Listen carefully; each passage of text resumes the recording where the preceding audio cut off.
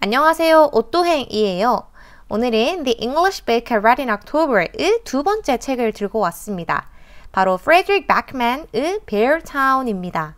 한국어로도 베어타운 그대로 번역되어 출간되었어요. 프레드릭 베크만이라는 작가는 오베라는 남자, 브릿말이 여기 있다, 할머니가 미안하다고 전해달랬어요 등 마음 따뜻해주는 이야기를 여럿 적으신 작가님이세요. 저는 그중 하루하루가 이별의 날이라는 책을 인상 깊게 읽었었고요. 이번엔 이 베어타운을 읽었는데 이 소설을 읽으며 또 한 번 감동과 분노, 깨달음 사이를 왔다 갔다 했습니다. 뒤에 소개글을 살펴볼게요. 이 소설의 장소 배경은 이 책의 제목과 같이 베어타운이라는 곳인데 이렇게 쓰여 있네요. People say Beartown is finished 라고 적혀 있어요. 베어타운은 경제적으로 힘이 없고 일자리도 점점 줄어들고 있는 도시입니다. 그런데 이곳에 희망이 아예 없는 건 아니에요. But down by the lake stands an old ice rink.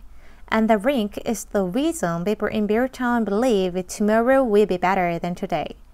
Their junior ice hockey team is about to compete in the national championships, and they actually have a shot at winning.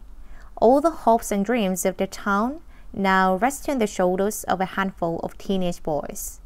베어타운엔 주니어 아이스 하키팀이 있는데 이 팀이 내셔널 챔피언십을 따내면 투자가 더 많이 들어오고 마을의 경제가 살게 됩니다. 그래서 모든 사람들이 이 하키팀에 마음을 쏟고 희망을 걸고 있죠. 이번 주니어 팀엔 에이스들도 정말 많이 있어서 희망이 있어 보입니다. 그런데 갈등이 없으면 소설이 아니겠죠? 갈등이 일어납니다. 이 주니어 아이스하키 팀의 에이스 케빈이라는 한 소년이 한 소녀 마야를 레이프, 성폭행합니다. 성폭행 당한 마야는 어찌해야 할 바를 모르기도 하고 자기가 사랑하는 사람들을 힘들게 하고 싶지도 않아요. 또 이 소도시는 하키의 모든 걸 쏟고 있는 사람들이 모여있기 때문에 자신의 이야기를 믿어주지 않고 그 주니어 아이스하키 팀의 에이스로 활약하고 있는 케빈의 이야기를 믿어주지 않을까라고 생각해서 이 이야기를 혼자 간직하고 있습니다. 물론 아마씨라는 친구가 현장을 목격하기는 해요. 그런데 이 이야기는 더 길게 하면 이야기가 복잡해지니까 제외해 볼게요.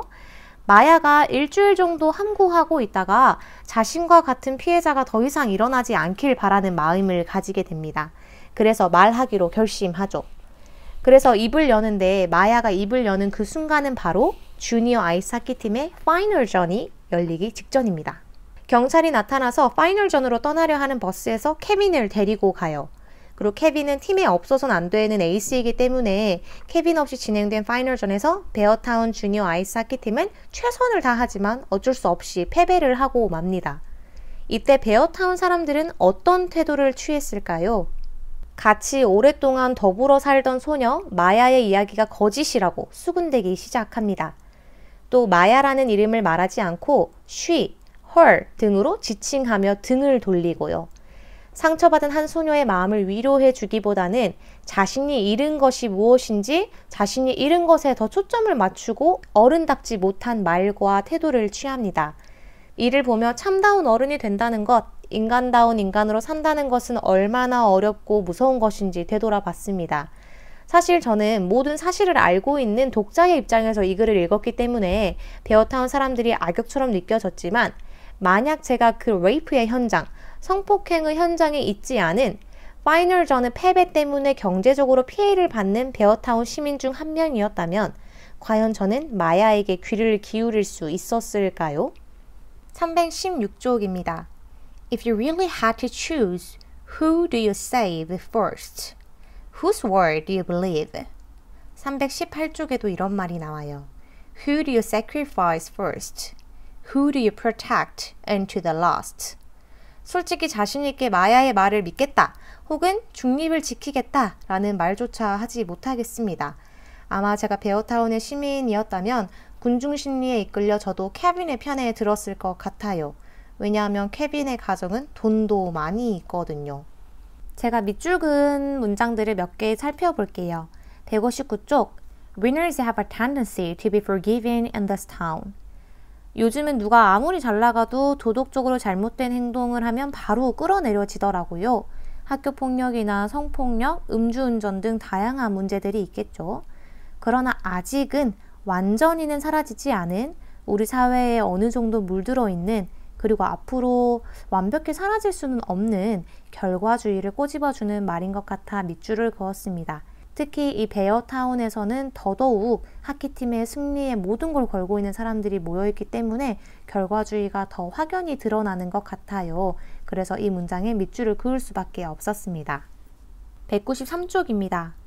He's the one kissing her, and yes, she kisses him back. But when he forces her jeans down, she stops him. He seems to think it's a game, so she catches his hand and holds it tight. I don't want to, not tonight, I've never, she whispers. Of course you want to, he insists. 마야는 케빈에게 분명 싫다라고 이야기를 했어요. 의사표현을 확실히 했는데 케빈은 받아들이지 않았죠. 몇 년 전까지만 해도 여자가 싫다라는 의사를 밝히면 행동을 당장 멈춰야 한다. 그걸 장난으로 받아들이거나 여자의 쑥스러움으로 받아들여서는 안 된다라는 교육이 많이 이루어지지 않았어요. 지금은 그런 내용의 교육이 이전보다는 많이 이루어지고 있고 감추기보다는 더 솔직히 자녀와 성 이야기를 나누는 부모님들이 많아졌지만 예전엔 그렇지 않았단 말이에요. 그런 모습을 보여주는 것 같아요. 앞으로는 더 건강하게 성교육을 시키는 문화가 정착되기를 저 또한 미래의 부모가 되면 성을 아름답게 다룰 수 있는 자녀로 양육시킬 수 있기를 기대해 봅니다. 195쪽입니다. For the perpetrator, rape lasts just a matter of minutes. For the victim, it never stops. 가해자에겐 이건 단 몇 분의 문제이지만 성폭행 피해자에겐 평생 잊을 수 없는 고통이다 라는 문장이 마음을 울렸습니다. 그리고 그 위에 이렇게 쓰여 있어요. They will ask her about the alcohol and marijuana. They won't ask about the bottomless terror that will never leave her. 성폭행을 당했다는 소녀에게 그 누구도 그녀 곁에 평생 붙어있는 고통에 대해선 질문하지 않고 그래서 너가 그때 술이랑 마리화나 했다고 안 했다고 등의 질문만 던질 거라는 내용이 적혀 있어요. 제가 또 밑줄을 긋진 않아서 어딘지 정확히 찾지는 못했는데 뒤에서 쑥덕거리는 무리 중에 한 명이 그 여자의 옷 입은 거 못 봤어? 라는 대사를 하기도 합니다. 299쪽입니다. Hate can be a deeply stimulating emotion. The word becomes much easier to understand and much less terrifying if you divide everything and everyone into friends and enemies, we and they, good and evil. The easiest way to unite a group isn't through love. Because love is hard, it makes demands, hate is simple. 공동체라 함은 한 목표를 가지고 구성원들이 힘을 합치는 건데 이를 가능케 하는 원동력이 love, 사랑이 아니고 hate라는 것 같아 마음이 불편하면서도 우리 사회 그리고 지금 제가 속해 있는 공동체를 돌아보게 됐습니다. 우리는 맞고 저들은 틀려 라고 생각하는 사고방식으로 편을 갈라요. 편을 가르고 뒤에서 쑥덕거리면 우리 공동체에 결속력이 생기기는 하지만 그렇게 생긴 결속력은 참 1차원적이고 일시적이고 힘이 강할 수가 없죠. 그런데 우리 사회는 그리고 우리가 속해 있는 공동체들은 자꾸 그런 식으로 흘러가려고 하는 것 같습니다. 314쪽입니다. On the one hand, our entire species survived because we stuck together and cooperated. But on the other hand, we developed because the strongest individuals always thrived at the expense of the weak. So we always end up arguing about where the boundaries should be drawn. How selfish are we allowed to be? How much are we obliged to care about each other? 사람은 이기적이잖아요. 그 이기적 유전자로 남들보다 더 강하게 버티고 이겨내며 survive 하지만 때로는 힘을 합치고 stick together 해야 한단 말이에요. 삶은 참 어려운 것 같아요. 언제는 stick together 해야 하고 언제는 남들보다 stronger 하며 the weak, 약자들을 상대로 이겨야 하니까요. 마지막 두 질문에 대답하기 참 어렵습니다. How selfish are we allowed to be? How much are we obliged to care about each other? 아직은 제가 세상을 온전히 잘 몰라서인지 이기적이기보다는 늘 이타적인 선택을 하려고 발버둥을 치면서 살아가곤 있는데요. 물론 쉽진 않지만 저의 이러한 대답이 내일은, 다음 달은, 내년엔 어떻게 답이 변할지는 모르겠습니다. 베어타운에 대해서 조금만 검색해봐도 이 책은 공동체의 의미에 대해서 알려주는 소설이다 라고 소개하는 글들이 정말 많더라고요. 그런데 이 책 말미에 이렇게 나옵니다. 343쪽이에요. Difficult questions, simple answers. What is a community? It is the sum total of our choices. 이것이 이 소설의 핵심 문장이지 않나 생각합니다. Community, 공동체뿐 아니라 인생의 많은 것들이 그렇죠. The sum total of our choices. 마지막으로 아이들을 가르치고 있는 한 교육자로서 378쪽의 구절을 남겨봅니다. When I was little, my dad used to hit me if I spilled my milk. That didn't teach me not to spill things. It just made me scared of milk. Remember that. 그리고 엔딩이 후속작을 예고하며 맺어지더라고요. 후속작은 Us Against You, 우리와 당신들이라는 소설입니다. 이 캐릭터들에 대한 애정이 식기 전에 후속작도 조만간 읽어봐야겠어요. 프레드릭 베크만의 책을 좋아하시는 분들이 정말 많더라고요. 소설마다 철학이 담겨 있는 것 같아요. 흡입력도 상당히 있습니다. 등장인물이 적지 않은 편인데 각 인물에게 애정이 가게끔 배울 만한 게 있게끔 설정되어 있어요. 아무리 맛집이라고 이야기해도 직접 가서 먹어봐야 그게 얼마나 맛있는지 아는 것처럼 책도 직접 읽어봐야 이게 얼마나 재미있는지, 이게 얼마나 의미가 있는지 알게 되는 것 같습니다. 직접 읽어보시길 추천드리겠습니다. 오늘은 영상을 마치기 전에 제가 어제 원서 5권을 사서 잠깐이지만 조그마한 원서 하울을 해볼까 해요.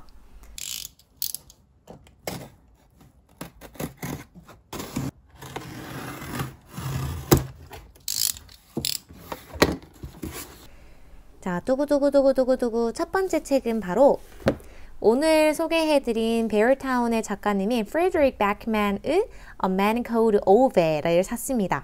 이 책은 예전부터 읽어보고 싶었는데 이번에 사게 됐어요. 프레드릭 베크만이라는 작가님에게 뭔가 푹 빠진 듯한 느낌이 들어요. 두 번째 책은 해밍웨이의 The Old Man and the Sea예요.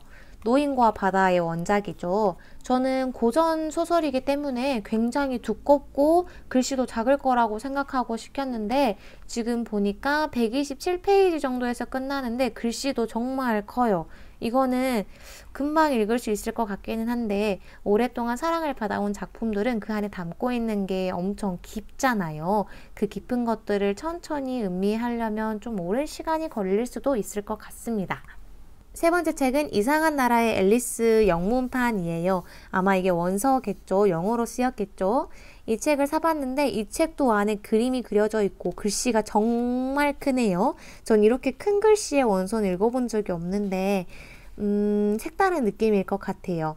그리고 제가 이 책을 샀다라고 주변 분에게 말씀드렸더니 어떻게 이 짧은 내용 안에 이 많은 게 담겨 있지? 라는 게 신기할 정도로 언어적으로 아름다운 표현들도 많고 문학적으로도 아름다운 표현들, 깊이 있는 표현들이 많이 있다라고 그 안에서 의미를 다양한 것들을 찾아보라고 추천해 주시더라고요. 기대되는 마음으로 읽어보고 싶습니다. 네 번째는 No More People이라는 소설일 거예요, 아마 이게. 근데 이거는 정말 자세한 정보 없이 그냥 샀는데 왜냐하면 제가 믿고 보는 북튜버 분이 계시는데 그분이 추천해 주신 북이기도 하고 이게 워낙에 유명했었어요. 제가 뭐 힘을 들이지 않아도 주변에서 워낙 자주 평판이 좋다고 들렸던 책이어서 깊이 고민하지 않고 바로 구입했습니다. 이게 여자와 남자가 오랫동안 함께 자라나는 성장하는 소설이라고 제가 알고 있어요. 근데 이게 하나의 뭐 로맨스 소설이다, 하나의 성장 소설이다 라고 단순하게 말할 수는 없다. 그 안에 담겨진 것들이 정말 많다라는 평을 보고 기대되는 마음으로 또 바로 장바구니에 담고 결제를 눌렀습니다.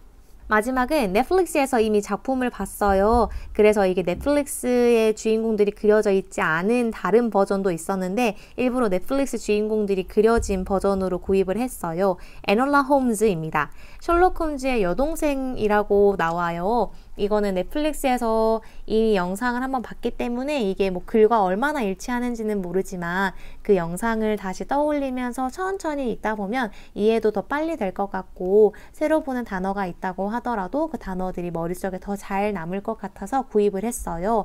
정말 재미있게 그 영화를 봤거든요. 근데 이것도 글씨가 정말 커요. 그리고 굉장히 짧아요. 어떻게 영화 한 편을 만드는데 이 짧은 소설로 만들었는지 참 신기할 정도인데요.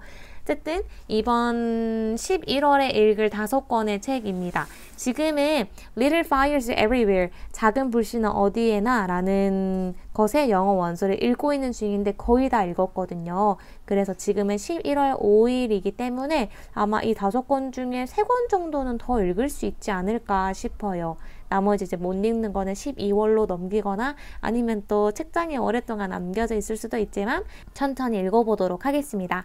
오늘도 부족하지만 제 책 이야기 나눔을 끝까지 들어주셔서 감사합니다. 내일도 또 행복하시고요. 다음 영상에서 만나요.